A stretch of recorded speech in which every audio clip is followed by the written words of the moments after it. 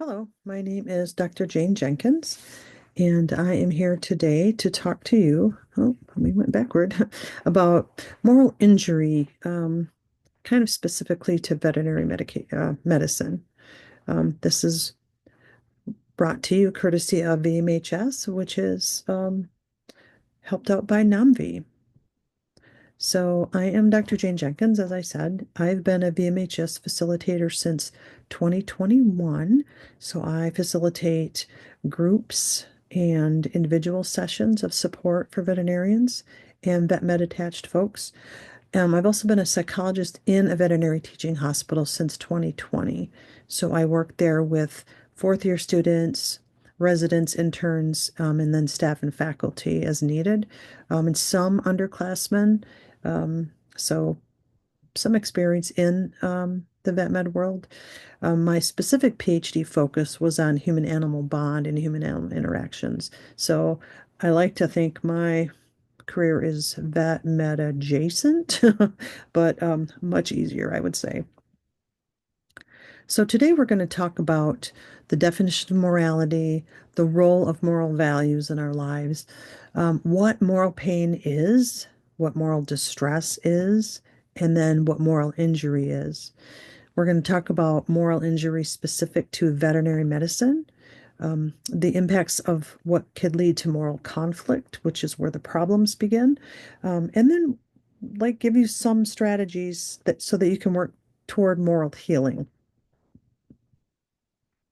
So when we think about morality, there are kind of two areas where we begin to develop our moral compass, if you will.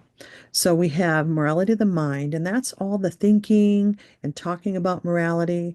Most of it comes in when we're children. So we're taught it, we pick it up all through childhood. It comes from our family systems, from the cultures that we operate within. Sometimes it comes from religious sources if you're raised religiously. And then legal systems will tell you what's right and wrong, right? And we also learn by watching other people. So mirror neurons heavily involved here, or being taught about it or instructed about it if we make a mistake. The other side of things is morality of the heart. And those are the things that we feel.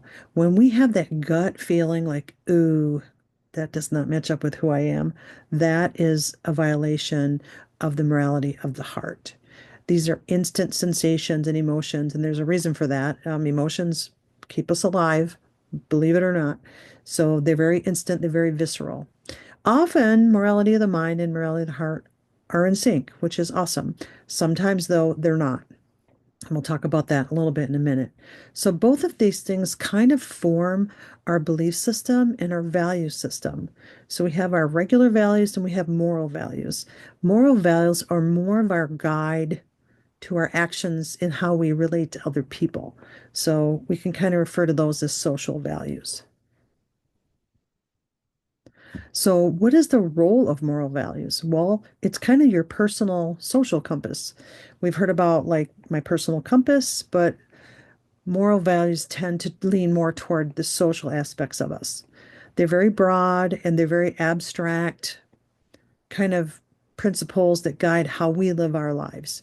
When we are living toward our either our core values or our moral values, we feel balanced and we kind of feel okay about ourselves.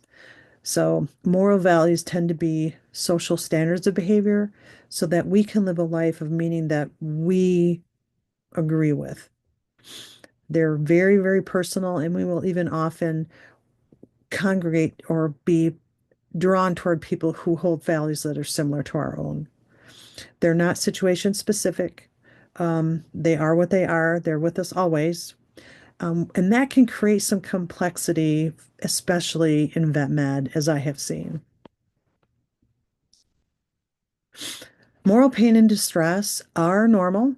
Just so you know, everybody experiences it. It's because your moral compass is healthy that you experience moral pain and distress. If you didn't give a toot, then it wouldn't bother you. So always know that. Your moral compass is intact if you experience moral pain, and you will. It's when the moral pain and distress become moral injury that it gets problematic. So, what leads to all this pain, distress, or injury? A moral injurious event is something that happens usually in a high stakes environment where we perceive that an important moral value of ours has been violated, either by the actions of someone else or ourselves. If we didn't live by our values and did something different or had to do something different than what we align with. So it's when the morality of the heart and mind are out of sync. So maybe your head says the thing is right, but in your heart, you're like, this does not feel right. Could be the other way. Could be where your heart is like, oh, I have to do this. I need to do this. And your head is saying, oh, no, that is not going to be right. So that's one situation or a couple situations. It could also be something that you did or you failed to do. You made a mistake, and then you beat yourself up for that. Maybe somebody else did or failed to do something to you or for you. Could be something that you witnessed, could be something that you learn about that already happened. So all those things can lead to some sort of moral pain or distress. So it's the experience of what we call dysphoric, which is kind of like uneasiness um, of our moral emotions and thoughts. Maybe like you're self-condemning, your self-blame. Self-blame and guilt are very prominent in vet med, I'm aware. But this happens in response to a morally injurious event. So something happens, doesn't feel right, and it puts us into some sort of moral distress. So some things that we might think and feel when we're in moral pain. So I'm using moral pain and moral distress sort of interchangeably because they really are. So you'll hear me go back and forth, but they actually mean the same thing. So some thoughts we might have, we might condemn ourselves, what we did, what someone else did. We might feel very or think very critically about someone else's inefficiencies or errors or mistakes or our own. And we might really think we need some sort of restitution or reconciliation about that. Like, we got to talk about that. I'm not okay with that. Some emotions we might feel: shame, guilt, anger, disgust, contempt. These are all very common. Some of them are helpful, some are not.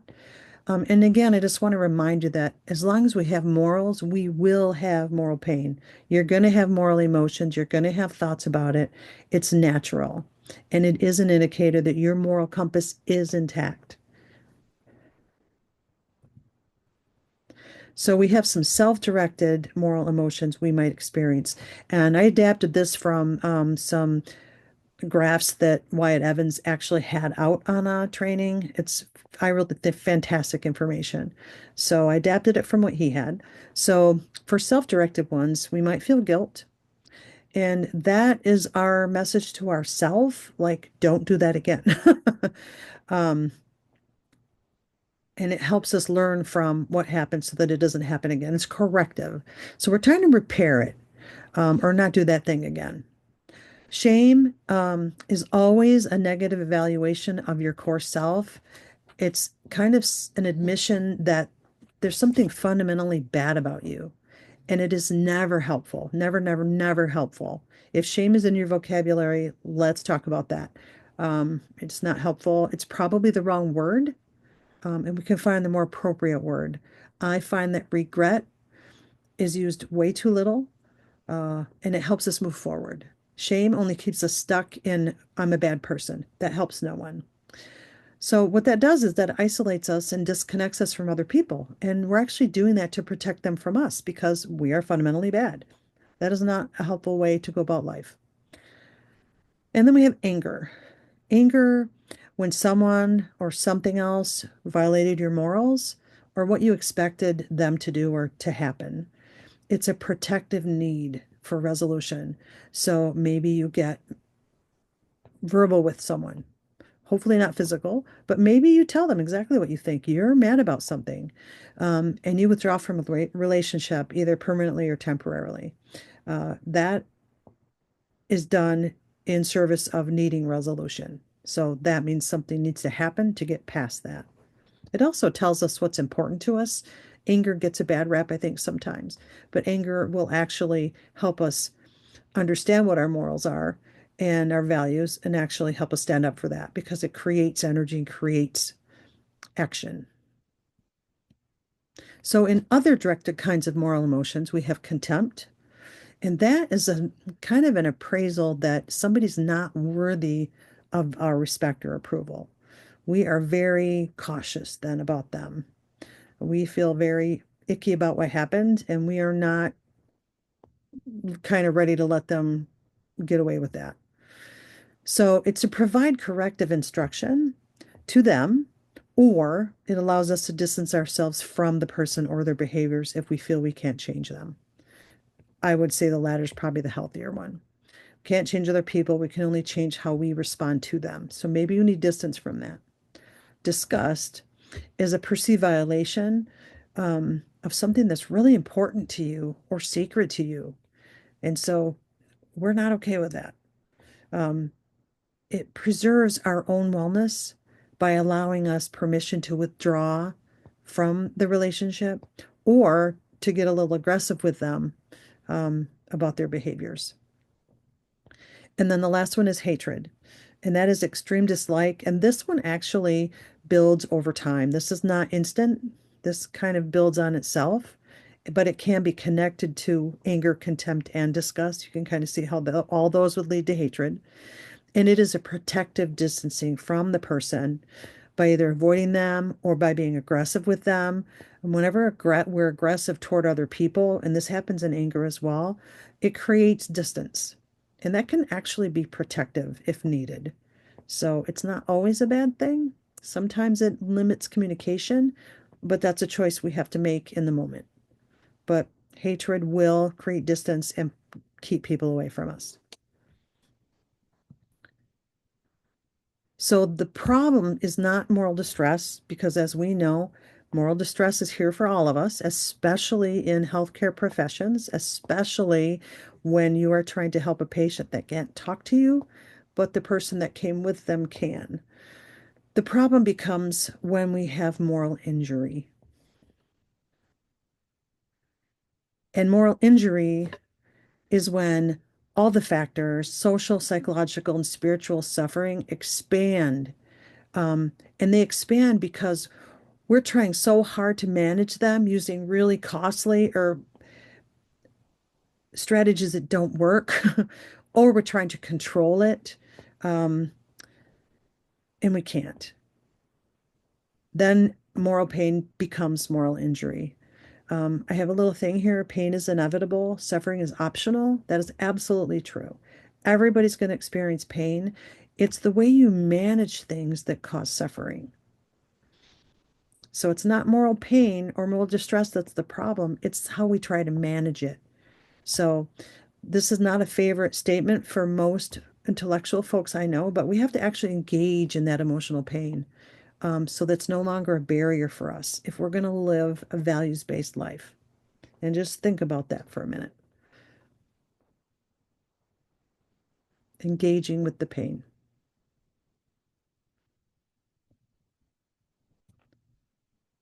So here are just some examples of scenarios where moral injury could occur. I'll just read a few. Again, this is adapted from Wyatt Evans' work, and this is actually created by Greenberg. I'll just read a couple. Like one I can think of that would be maybe really relevant to vet med, putting patients or colleagues in danger because of your inexperience, indecision, or working outside your normal capacity. I don't mean that to be punitive. What I'm thinking about when I think about that is a new career veterinarian put in a position where they don't have a mentor and they're the only doctor in the house. They are going to be working outside their normal capacity. They may not feel comfortable, they might be inexperienced, but they're the only one there. Something could happen that leads to moral injury for them, not just moral distress. Another example in that same situation is when maybe a colleague is overworked Maybe they have too many patients. They can't treat them all. They have to triage them. And one doesn't make it because they didn't get the care in time. That is not the fault of the colleague, right? That happened because they were overworked. And then if we take, overworked and not enough sleep and, et cetera, we can see how these things might happen and how moral injury could occur. And if we look ahead,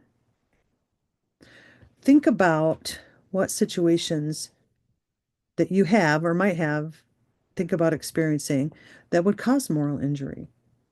And you would be thinking about repeated either small exposures to moral distress or one big exposure to things like euthanasia because the client cannot afford treatment. Financial euthanasias are a real thing, and they're very, very difficult for the clinician. Euthanasia because the organizational cost structure is prohibitive. Maybe they could do the one test, but they can't afford another, so they don't catch something. And then the euthanasia has to occur because they just can't meet the costs that the organization has set up. Euthanasia because the client's value system and yours differ. Maybe you could do a lot of things to help an animal, and the client's like, nah, I don't think so. I'll just go get another dog. And some people do have value systems like that. That creates moral injury, especially when it's repeated. Euthanasia for any reason other than treatment failure is going to give you a little hit, a little moral distress that could add up to moral injury. And then finally, a decision by a colleague or supervisor that you do not agree with. I've actually seen this in the hospital where I work because we have a multi-layered system. We have a student who is under the intern, who is under the resident, who is under the faculty. And then we have really smart vet techs mixed in there. They could all have different opinions. So if something is actually used as treatment that you didn't agree with, that could cause you some moral distress. And if it goes badly and what you thought you all should have done, you think would have gone well, then that might be a moral injury for you. So the AVMA has a list as well. Some of them are similar. So repeated exposure to euthanasia in general, because sometimes that kind of taps on our value system. Euthanizing an animal when you didn't think it was the right thing. That's sort of what I was just talking about. Not receiving permission from owner to administer your preferred treatment for the patient.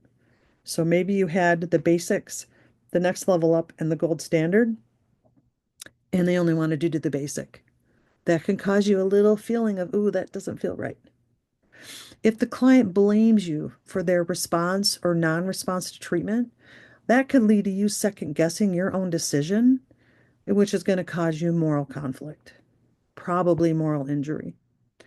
And pressure from the client that impacts medical decisions by the vet med professional. I know it says provider there, but I'm saying professional.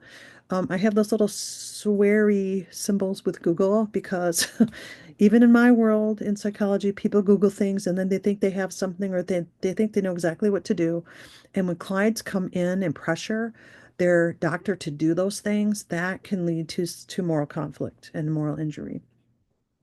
And then if you have an incredibly honorable work ethic, which is awesome, but that work ethic limits your own self-care opportunities, that could make you more vulnerable to moral injury. So please just be mindful of that. If you cannot step away to take care of yourself, you are going to be less resistant to these kinds of things. Also, more susceptible to burnout and compassion fatigue. So this is a nice little feelings wheel that explores emotions within a moral injury experience. So you might take a look at this, kind of identify things that you feel and where that falls in and see if it lines up, or see if you didn't really know quite how you felt, if you could find it on this wheel related to the experience that happened. So how do we get rid of it? The short answer is we don't. We do need to learn from it. Any moral distress. We need to learn from the pain and the experience that caused it. And we need to coexist with it, minus all these strategies to manage it and get rid of it and work it and control it that don't really, they don't really work. So there are kind of 5 steps. I'll go into these in a little more detail, but we need to accept the reality of past moral wrongs. We just have to accept it. We need to be open to moral pain and the thoughts as an element, but not the entire human experience. We need to have flexible consideration of moral rules in favor of the underlying values. The values are always more important. Have an awareness of a sense of self that is distinct from moral pain. Like there's a sense of us that is not that moral pain. That moral pain is its own thing. And then actively live by our values, including those previously violated in the present moment. We have to keep living by our values no matter what happened. So, some steps toward healing: acceptance of the reality of past moral wrongs. So, we have to embrace the moral pain in the service of living a vital life. We're going to name the pain instead of running from it, resenting it, or trying to control it. And think about, what did it teach you about what actually matters to you? We have a saying in my world, I've probably said it before: if you can name it, you can tame it. So we find the emotion, we sit with it, we go, oh, okay, what did that teach me? And we move on. We have to experience and accept those emotions rather than try to suppress or control them. So as humans, we are supposed to experience emotions naturally. We're not supposed to jam them all down and then they all come out at once and we have a meltdown. We're supposed to be able to process them as they come. Trying to control them when we do that is the problem. So we want to accept emotional pain as part of the experience. Yes, I'm having some moral pain right now. This did not go as I would have done it. I'm hurt by this. The more we try not to think about something, the more we end up thinking about it. So if you have ever done the pink elephant experiment, then you probably already know you're not going to stop thinking about pink elephants just because you want to. And then there's a really nice little exercise we can do to think about holding pain rather than trying to control it. So if you take a pen in your left hand and you just kind of hold it here, this represents moral pain. If we take another pen and we put it in our right hand, it also represents moral pain. If we hold really tight to this one, because we're really trying to control it, we don't really change the pain, do we? But instead, my fingers are starting to hurt, my fingernails are starting to dig into my wrist, and it's causing me suffering. So we can either sit with the pain in the left hand and let it be, see it for what it is, or we can try to control it and make it worse for ourselves. So you might try this experience just to give yourself a little experiential exposure to that. Second, openness to moral pain and associated thoughts as an element is kind of the key, but not think about it as your whole human experience. You're more than your labels, you're more than your roles, you're more than your identity as a veterinarian or vet med person. They do not define you, they're only part of who you are. So they're not the whole or entirety of your experience or the entirety of you. So you can do a little exercise.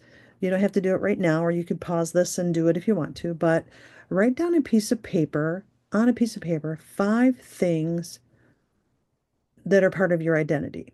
Like, I'm a female, I'm short, I have pseudo blonde hair, um, I'm a dog owner, and I like chocolate.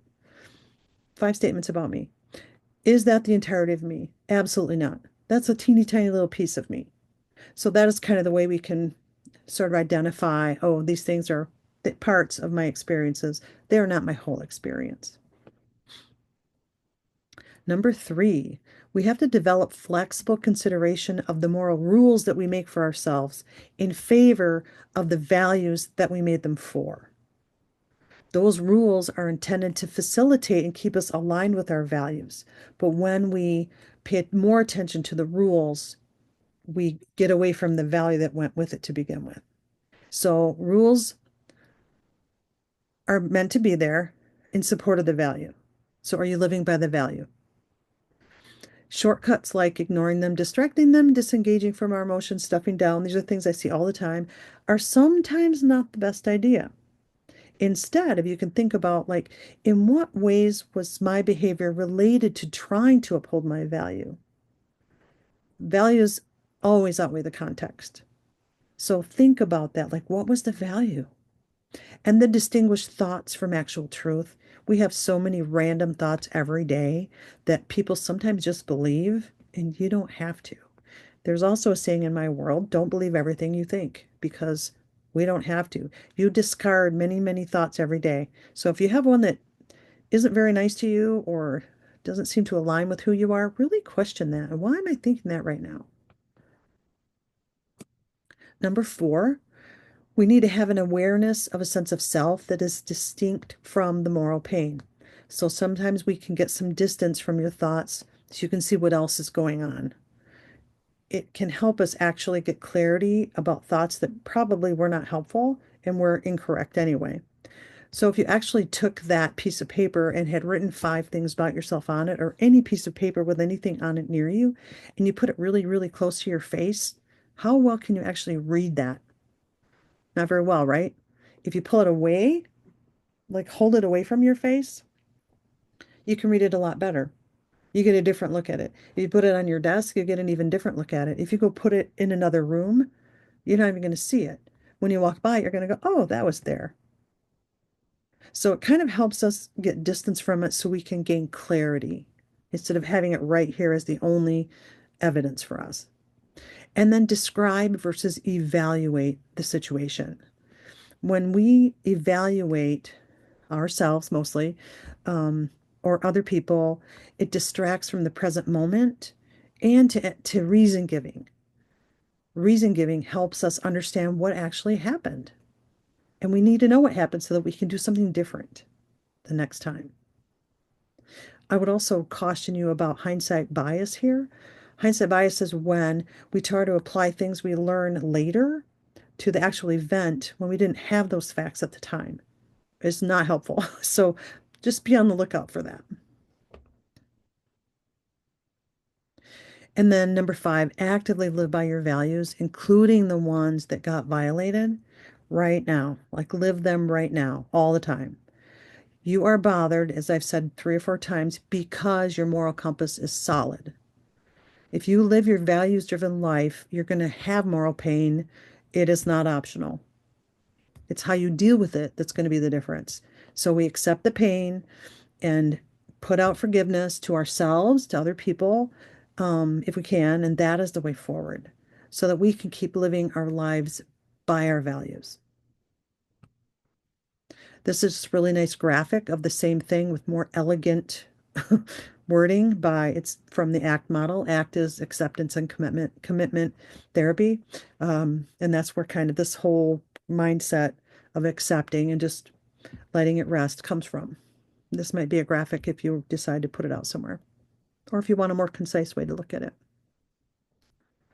So I just wanted to put 3 questions out to you when we're thinking about how we're staying in moral injury and we're not moving forward from it. We're just thinking about it all the time, and it's really taking up brain space.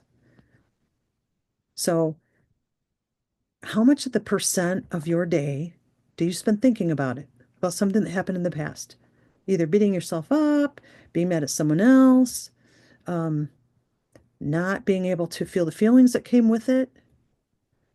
How much does that take up of your day? And then how much of your day, percentage-wise, do you spend thinking about the future? Same scenario. What if this happens? If this happens, I'm going to be so mad. If this happens, I can't be trusted. And you're not living by your values, you're living in fear. How much of the percent of your day do you spend thinking about those things? If you add those up, then what is left for you to live with in the moment? How can you live a values-based life if you're thinking about the past and future all the time? So maybe that's encouragement to think about making a change. Can you accept things in the moment? Can you try without blaming yourself or other people?